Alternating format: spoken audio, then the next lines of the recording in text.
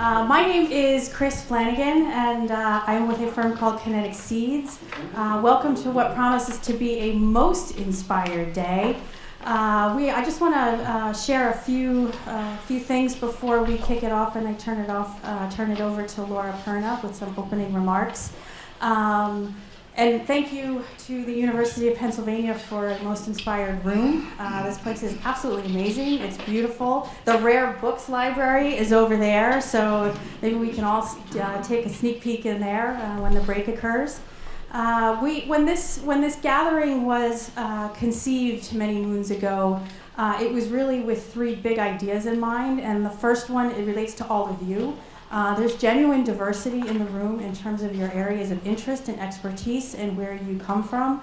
And that really is the spirit of this convening, is to gather a diverse group of unusual suspects, if you will. The second was to gather a group of folks who can share new ideas, new insights that we can all learn from. And then the third one, and this is where I come in and my colleague Christine Costello comes in, it's to typically, when we come to events like this, there's reflection and there's great conversation. We wanted to nudge it forward a little bit with a modest do step, if you will, and do some collaborative activities. So you'll see in the agenda that there will be some, again, modest roll up your sleeves, and let's think through some new ideas as it relates to college to career. So with that in mind, you all have on your tables a notebook that is called Insights. Please use it. If you open it up, you'll see that the pages are tagged to the speakers who will be joining the stage shortly. We found, and this is the second in a four-city city tour that we're undergoing. Externalizing some of your thoughts will be very helpful as you progress into a couple of the activities. Good morning, everyone. Thank you all for coming today. It's a pleasure to see you. I want to first be sure to convey good wishes from our Dean, Pam Grossman, the Dean of the Graduate School of Education. She couldn't be here today, but she's provided support for this event. So this event is, I'm a professor in the Graduate School of Education, and I'm the Executive Director of the Alliance for Higher Education and Democracy. Ahead, our center is focused on advancing higher education policy and practice that fosters open, democratic, and equitable societies. We have three areas of activity in our center. We generate research, we try to build connections to practice, and we try to build capacity. And so the work that we're here to do today, I think, fits very centrally into the focus and the things that we're trying to do with Ahead. My research specifically focuses on understanding how to improve higher education opportunity and outcomes, especially for individuals from groups that have been historically underrepresented in higher education. Not much is known yet about President-elect Trump's plans for education, but clearly more work has to be done on these issues. I've been spending some time over the past week talking to many of our students and many of others in our community, and it's clear that many are feeling unsafe, they're feeling threatened, they're feeling vulnerable in light of the potential changes and the things that have already happened, the things that have been said and whatnot. And I think this is important context that we have to be considering. I'm trying to figure out ways to be optimistic, but it's clear that one conclusion is our work is not done. There's really much, much more that we have to do to ensure that all people have an opportunity to take advantage of education and the benefits of different career options. Just as an aside, I'm also chair of the Faculty Senate right now, and we don't have a way to email all in our community, so especially for those who are here from Penn, we have a Senate Executive Committee meeting tomorrow. At the conclusion of that meeting at 5 o'clock, we're doing a walk of solidarity through campus, and I hope that any of you who are able to join us will. So, education, we know it's increasingly important to the economic and social well-being of individuals in our society. There are clearly very dramatic differences in opportunity based on family income, race, ethnicity, parents' education, and it also varies based on where you live. And so I'm really excited the way that you frame these conversations to be in particular places. So Philadelphia is a very particular place, and it's wonderful to have folks representing different perspectives here today. I've been interested in these connections between education and career for more than 25 years. So my first job after leaving Penn as an undergraduate with my bachelor's degree was working in Hudson County, New Jersey, a place at that time that was transitioning from a manufacturing economy to financial services. And the charge then, as it continues to be, is how do you make sure that people who live in a particular place have the education and training to be ready for the jobs that are available, right? I've also done other work in this area, some of which just demonstrates how much more we need to know. So I have an edited book called Preparing Today's Students for Tomorrow's Jobs in Metropolitan America, and we have chapters looking at various levels of education. A clear conclusion is that we have to know more about how to do this better, and so coming together to try to figure out and identify new solutions is really important. With support from the Netter Center for our community partnerships and the Mormon Simon Fund, over the past 2 years, we've been running a university, not this year, but past 2 years, a university-wide seminar called The Role of Higher Educational and Other Anchor Institutions in Promoting Employment and College Readiness of High School Students in Philadelphia. And so a number of the people in the room have participated in that seminar. Thanks for coming again today. You know, this is clearly an ongoing conversation that we're not going to solve today. I'm excited about the action items that will come out of it, but this is clearly part of an ongoing conversation. One of my current projects is focused on trying to understand the role of free tuition programs. Many of those programs, the College Promise programs, are focused specifically on community colleges, and so that I think is an important area that I hope we'll be paying attention to as we go forward as well.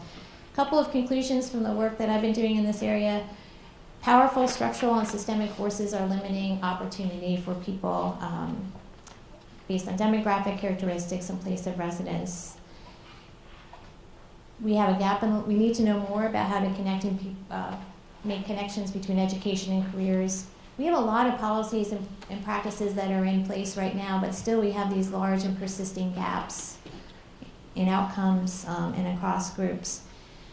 Another conclusion is that many stakeholders matter, right? And many of us represent different perspectives on these issues. K-12 schools, higher education institutions, families, businesses, policymakers. And so having the opportunity to come together like this is just so valuable. Clearly, if we're going to make better progress, we need a new approach. And I think this is part of why this day is so exciting. We need to have hope, and we need to be building to something better. I'm excited about our agenda and our time together today. I want to thank Jeff Selingo. Thank you for deciding to come to be at Penn and in Philadelphia more generally. The work that you're doing to push the conversation forward is really, really important.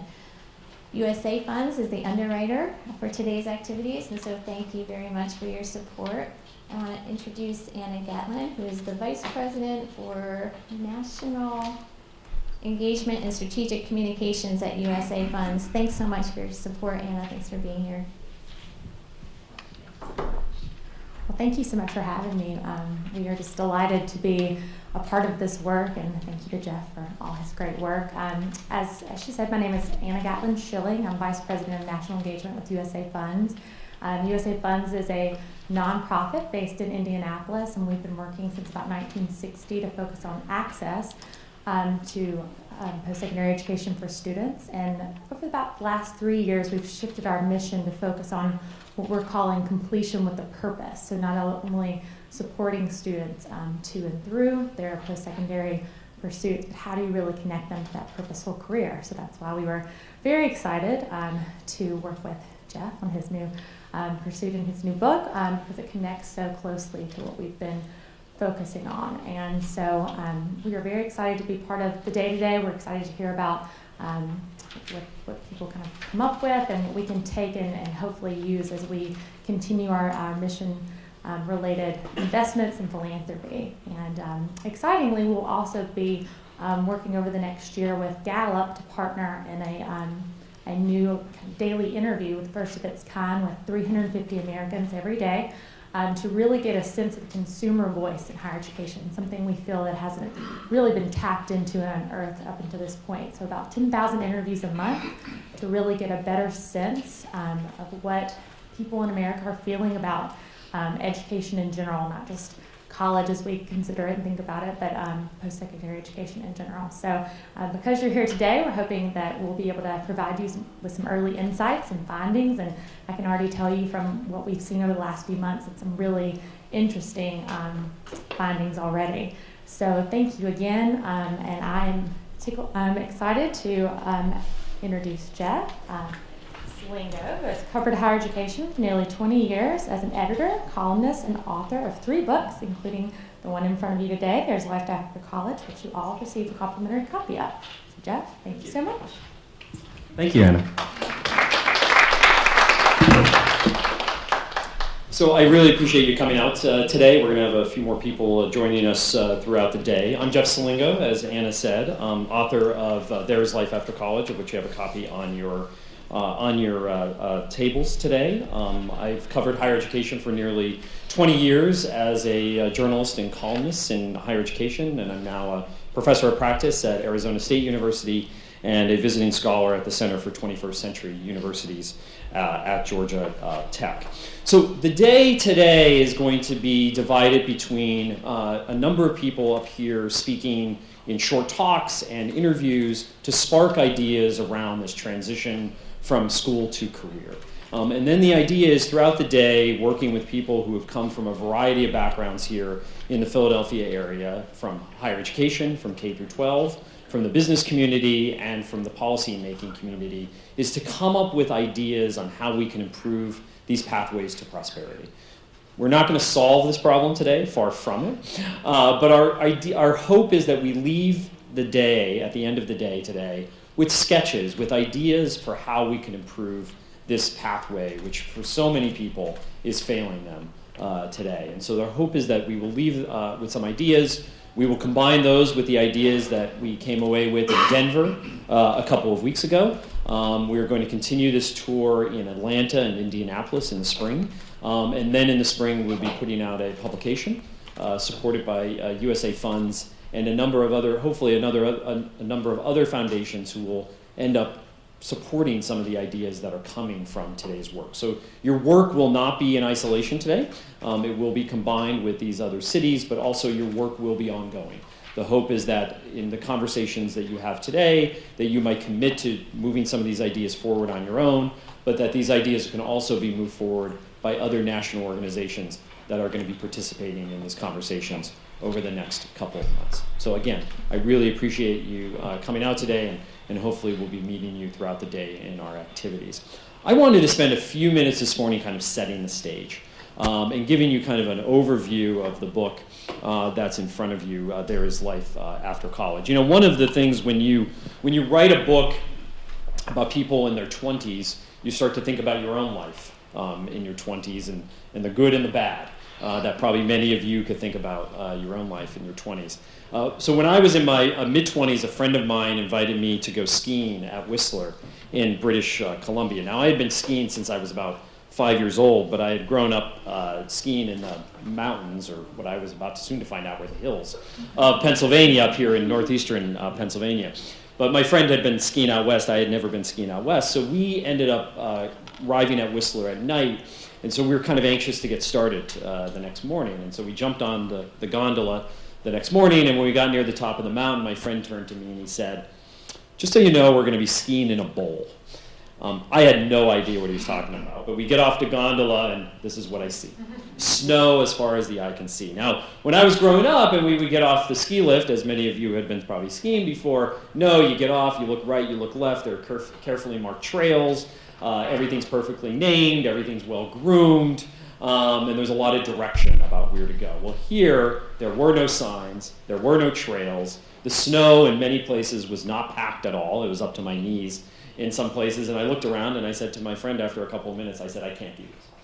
And he just laughed at me and he said, "Well, what are you going to do?" And I started taking off my skis, and I said, "Well, I'll walk down." Which of course he just laughed because, as you can see, you could barely see the bottom of the hill there. Well, eventually he helped me down and we got to the bottom of the hill.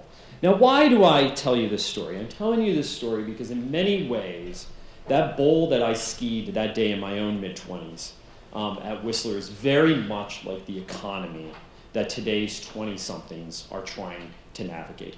It's wide open, it's not well marked, it puts them in very unfamiliar situations, and it's incredibly difficult to navigate, much more difficult to navigate than previous generations.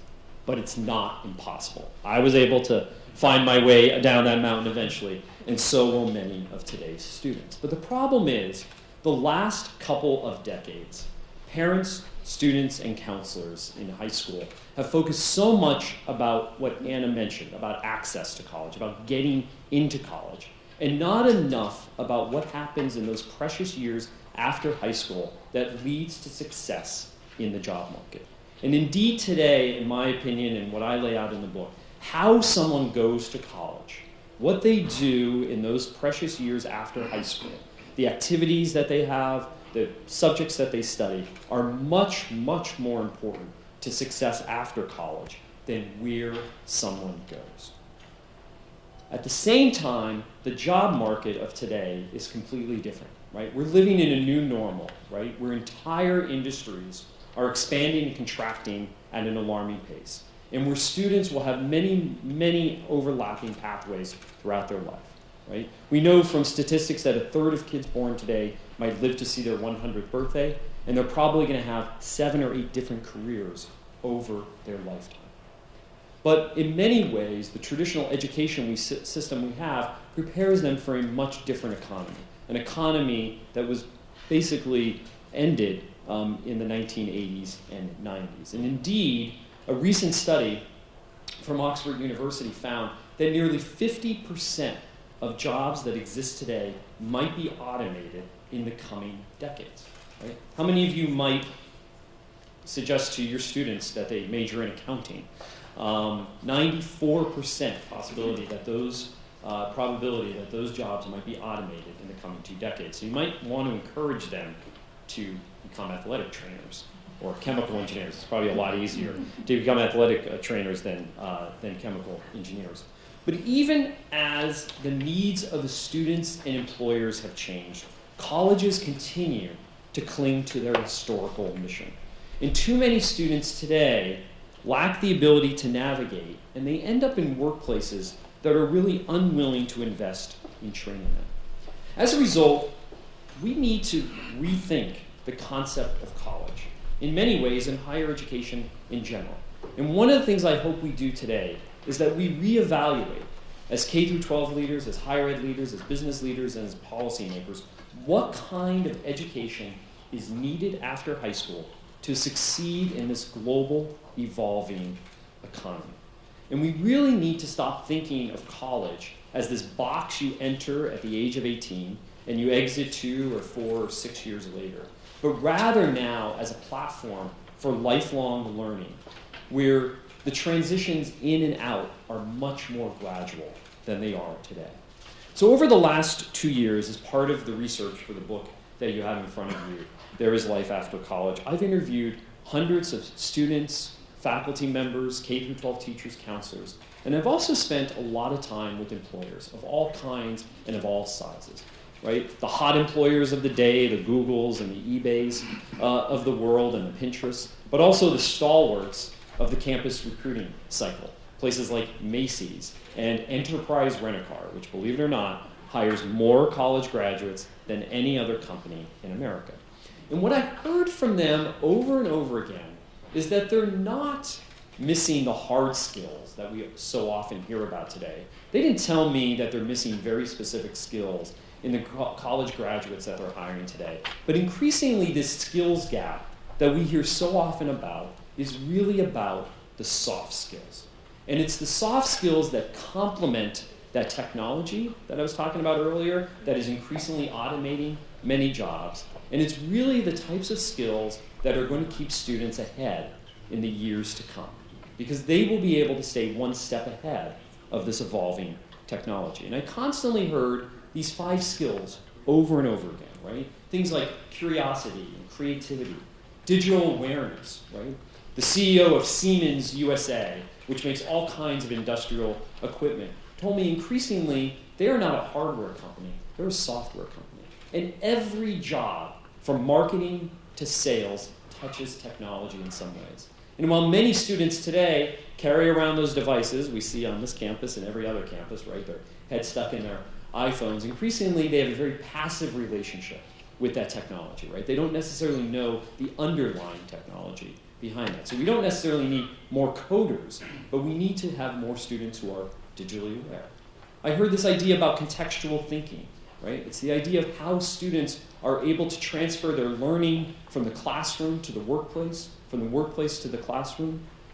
And increasingly, those are the skills that get students hired at the end of the day, right? Because they're able then to tell employers what they've actually learned.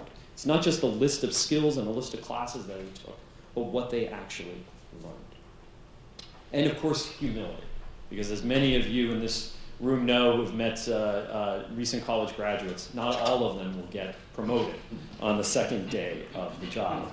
Now, what was interesting about these skills that I heard over and over again is that they mirror the findings from Burning Glass, which is a data analytics company in Boston, which last year analyzed 20 million online job ads for what they called baseline skills. These are the skills that get people in the door. Now, obviously, job ads don't list every skill that an employer wants, just the crucial ones that they most likely are not going to get. So if you've ever applied for a job or advertised for a job, you know those job ads don't have every skill listed. And here's what they found when they mined 20 million job ads. They found that in 3 out of every 4 job ads, just 25 skills kept appearing over and over again, no matter the occupation, no matter the industry.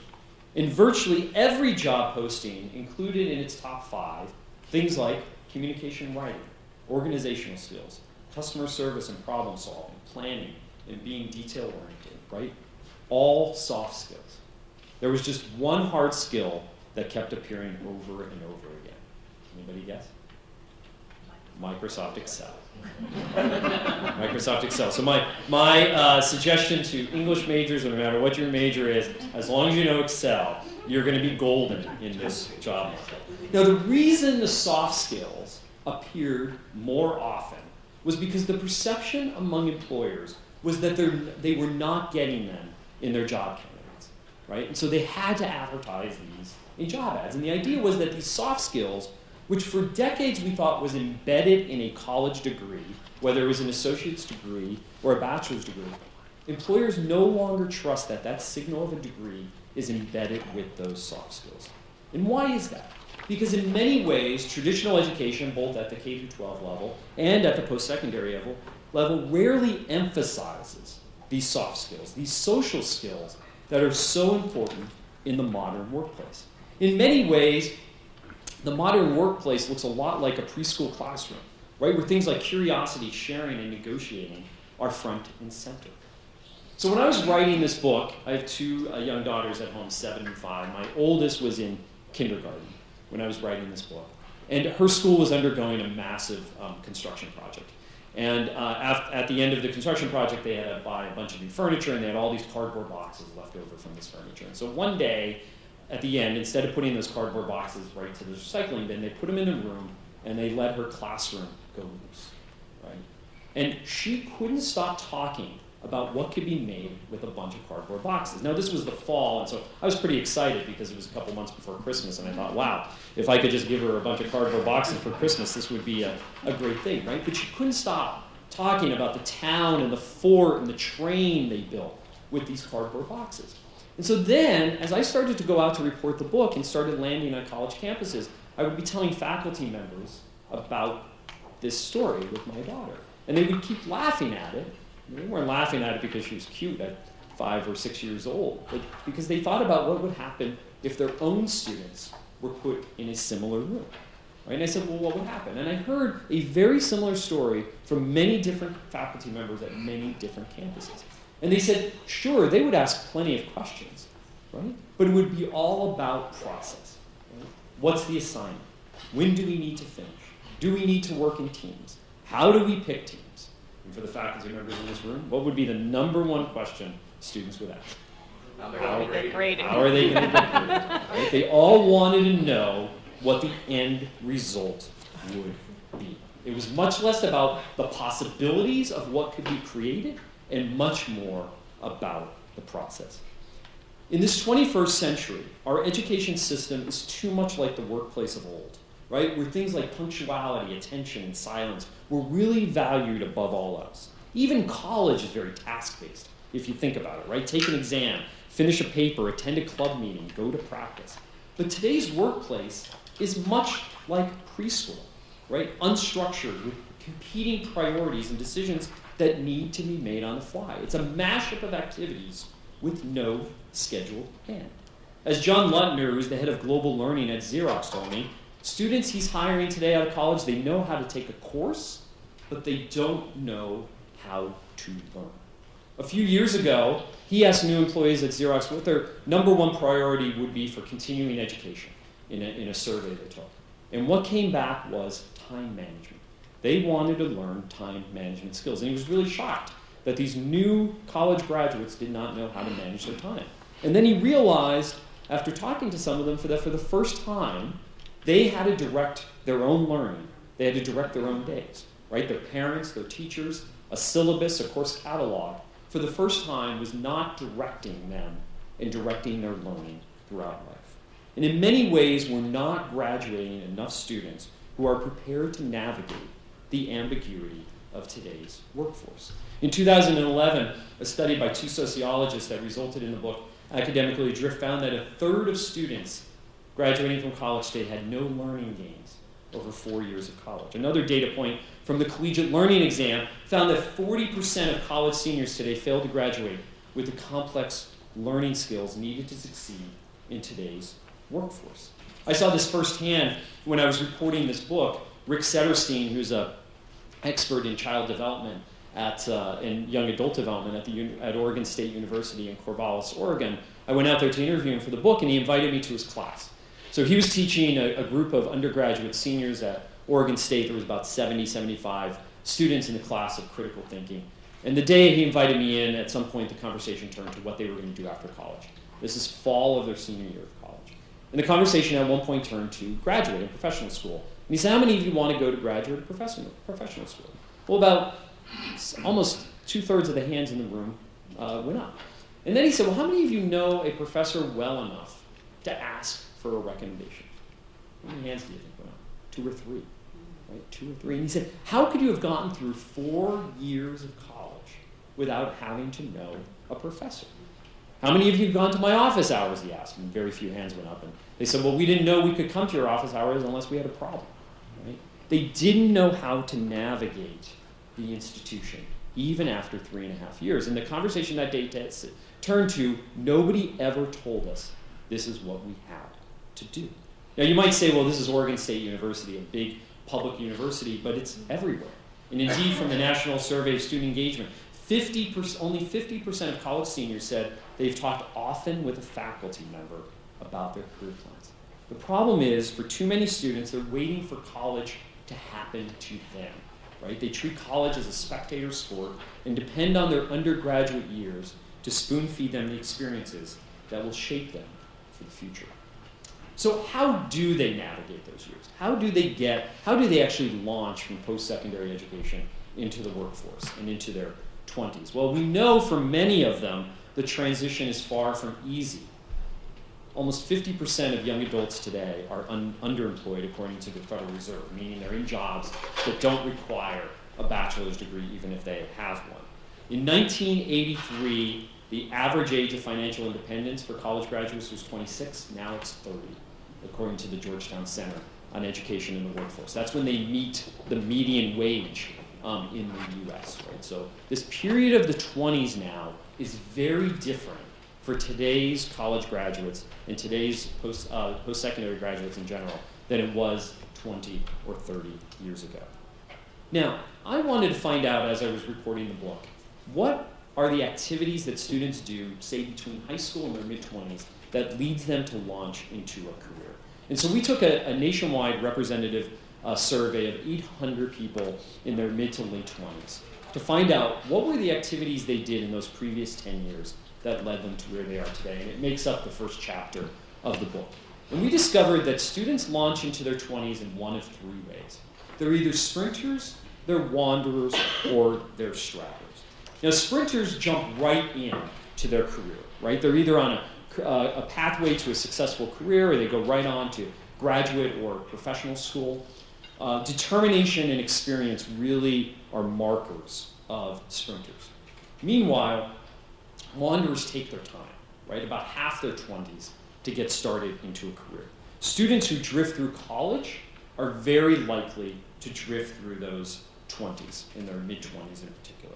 And then finally, stragglers press pause, right? And they spend most of their 20s trying to get started in a career. Delay and indecisiveness really are markers of stragglers, and it's really that 30th birthday staring them in the face that kind of get them going. Now, each group makes up a third, right? Which means that about 2/3 of young adults are really struggling to launch into adulthood. Now, don't get me wrong. There's nothing wrong with being a wanderer or straggler. As you probably think about your own careers, you probably could fit yourself into some of these buckets. But you have to understand the risks that students face today and that they face. And they have to understand that there's some probability that they're going to have to invest more in their human capital in some way, through internships or through additional education, to kind of get going. And for many of these students, they don't know that. They don't understand that because they weren't on the right pathway to begin with. Now, what was interesting about our survey is that we wanted to know, well, what were those activities, or lack of activities, that led somebody to become a sprinter, a wanderer, or a straggler. And what we found is that it depends, whether they ended up in one of those buckets largely depended on one of three factors that really came to define their years after high school. One was student debt. Now, I don't have to tell many people in this room about student debt, because you probably can't go a day without reading a story about the increasing amount of student debt that undergraduates have today. But we rarely talk about it in this factor, in this way of saying it really impacts people's career choices after college, right? A study that just came out today from George Washington University found that more than half of students never calculate their monthly payment when they're thinking about taking on student loans. And so what happens is, very much like law schools in some recent years, students who graduate from college with some debt, in some cases excessive debt, what ends up happening is that debt then defines everything that they do about their career, right? So they end up taking a job that pays more, that may not be the best for their career. They can't necessarily move to new cities where there's a more dynamic job market. They can't necessarily take an internship if they need more experience. And they end up, in some cases, they become that boomerang generation that ends up moving back with their parents to live at home. And now what ends up happening to some of these students, especially the ones I met in interviewing the book, is they say, well, I'll do that job for 6 months or a year. I just need a job to pay these bills. And 6 months turns into a year turns into 2 years, and 3 years, and suddenly now they're in their mid-20s, and they become a wanderer. Now, what we found was that nearly half of sprinters had less than $10,000 worth of debt at commencement, far short of the average that just came out with the class of 2016. Now, debt is inevitable for many students, right? Many students have to take on debt in order to finance their post-secondary education. But we need to start talking about the impact that debt has on the career choices they're going to be making, even as an undergraduate. I think that this is very true at the graduate and professional level, and that students are very well aware of those choices of debt that they're taking on, but we need to start talking about this at the undergraduate level as well. The second big factor in how they launch after college is internships, and really experiential learning in any way, whether it's undergraduate research or whether it's project-based learning. But internships were really the aha moment for me in writing this book, right? And what we found was that compared to even just a decade ago, increasingly employers see the internship as a critical cog in their recruiting wheel. And really, because they don't necessarily trust that degree as having a signal of those soft skills that they wanted for students, they want to use internships to essentially have an extended interview with students for a couple of months to make sure that they have those soft skills. And what we found in interviewing top companies is that increasingly 75, 80% in some cases of their incoming employees coming out of college came from their internship pools, not from recruiting on campus as second semester seniors. And part of the problem is, going back to those students at Oregon State, for example, nobody ever told them that. And so now they're second semester, first semester seniors in their cases, and they're thinking, well, I'll just start looking for a job second semester of my senior year, and by that point, it's too late. And in fact, what we found in our survey is that 80% of sprinters had at least one internship in college, compared to only 25% of stragglers, right? And the other thing about the sprinters is that half of them were employed by companies or other organizations where they had interned, right? So that internship had actually led to a job.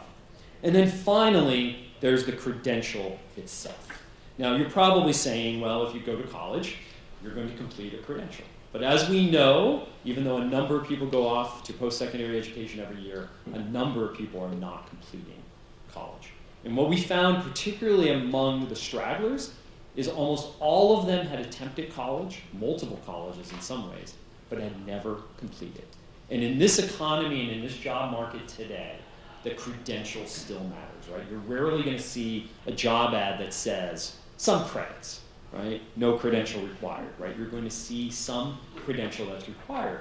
And what's interesting, according to the National Student Clearinghouse, is that people in their 20s today make up the largest proportion of Americans with some college credit and no degree, right? Some college credit and no degree. So we have a number of these people who are on the pathway to becoming stragglers because they don't have some sort of credential. So what do we do about this, right? I'm hoping that today we come up with a lot of ideas on how to fix this pathway from school to career. But I want to lay out three potential ideas, three potential solutions on how we could, on how we can fix this.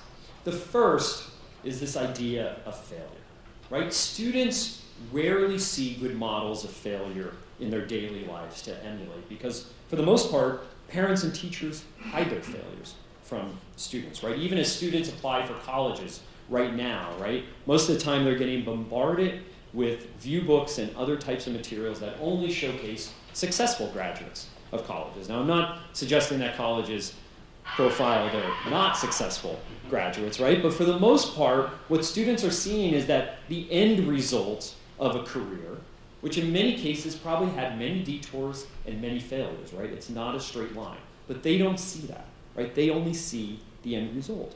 I see this in a writing course I've taught a couple of times at Arizona State University, where the students would come to me and they would hand in their papers, they would get graded, you would get them back, and they would never look at them again, right? Because again, it was all about getting that grade and about the end result.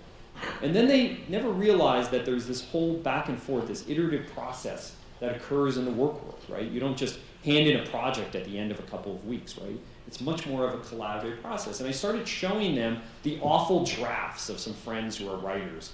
And then I would show them the final draft. And then they started to realize that there is this pathway to the end result that they don't often see. Remember I told you about Enterprise Rent-A-Car, right? Hires more college graduates than anyone else in their life. Well, if you're a fan of March Madness, you probably see those Enterprise ads on TV showcasing college graduates. They love to hire college athletes and first-generation college students for this reason, because they've experienced failure more often than not, especially college athletes, right? They probably have lost more games and matches than they've won. They had to show up to practice when they didn't want to, right? And so that's why they like to hire first-generation students and college graduates. So we need to find ways to model more failure for students. Because as the head of university partnerships at IBM told me, he's less interested in the big successes that most new graduates who are applying to IBM tell him about. And he's much more interested in things that have gone wrong. So what is he doing now? He's going to failed startups to start to hire new employees rather than hire people right out of colleges and universities, because he understands that they have learned much more from their failures than they have from their successes. Second is we need to put students into much more relevant work before and during college, right? We talk often today about how college students spend too much time juggling school and work, but for the most part, students are now coming to college with less work experience than they ever had in our history. Right? So I graduated high school in 1991, when 40% of teenagers had some sort of job while in school. Today, only 20% do. Many reasons for this, right? At the lowest income levels, it's a very bad job market, especially for high school students, right? Those are jobs now that are going to college students or even working adults in other ways. And for higher income and middle income students, they're just too busy doing all these other things to take for a job. But if many of you in this room probably remember your first job, mine was in a hospital cafeteria. It was probably the worst job I ever had in my life, right? But you learn the value of work, you learn the value of showing up in time. You'll also learn the value of working with people from different backgrounds, particularly different age groups and different generations. Because for the most part, up until that point in your life, you've been stuck mostly with peers. So we need to figure out more ways to get students in relevant jobs, and how we can help students then balance this idea between the liberal arts and broad education and the practical arts. And by putting them in relevant work experiences both before college and during college, will help them transfer that learning between theory and practice that more employers are looking for in today's students. Third, we need to give students more time to explore careers and passions, right? This assumption that a college education should take 4 years is baked into the American culture, right? It's why 70% of high school graduates go to college 3 months after high school graduation, right? It's at historical highs right now, but only about 50% of them graduate in 4 years. Students tend to pick careers and majors that are familiar to them, and then what I heard from them is that as they get through college and get to their senior year and they start applying for jobs, they start looking at all these job titles, and it's like a foreign language to them, right? They never knew all these jobs existed, and if they did, they might have done things differently in those previous years. So students need to consider taking more time during a gap or bridge year before college, or during college to kind of figure out what they want to do. Because if more of them knew what they wanted to do before they invest all that money and time in education, they might launch better after college. So these are just 3 ideas that I want us to consider today, and we're going to be hearing more later this morning as we get into the workshop and design aspects of today. Now, as I said, when I started writing this book, I started to think about my own life after college. In the summer after I graduated, I had worked for the Arizona Republic as a fellow. And on the first day of work there, I ended up on the business desk, and the business editor looked at me and she said, "Well, our technology reporter is gone for the summer on leave. You're young, you must know something about technology." She said, "You're now a technology reporter." Now, this is 1995, and for those of you old enough in the room, you probably remember 1995 as the Stone Ages of technology. So I literally spent that summer writing stories about what the letters www mean. I wrote stories about internet cafes. Of course, these were not places where you could get on for Wi-Fi, but you would go on and get on these big hunking, big bulky computers to get on the internet. I wrote a story about the first airline on the internet, which was Southwest, but you only could look up the flight schedule. You still had to call to make a reservation. Right? Now, little did I know, we all laugh about these stories now, and so do I, but little did I know that what I would be writing about that summer would have a profound impact on my own career, because technology and the internet specifically had a profound impact on the journalism world within a decade, right? And, by the way, many other careers. So like many of today's students, I had to reinvent myself multiple times over the last 20 years, and so too will your students. My wife and I moved recently for about the 3rd or 4th time in the last 20 years, and there was this one box we kept moving from place to place without ever opening it. And I finally wanted to know what was in it this time. If you've moved, you probably have that one box. So I opened this box up, and in it were these cylinders. And in those cylinders were my undergraduate and my graduate degrees and my transcripts.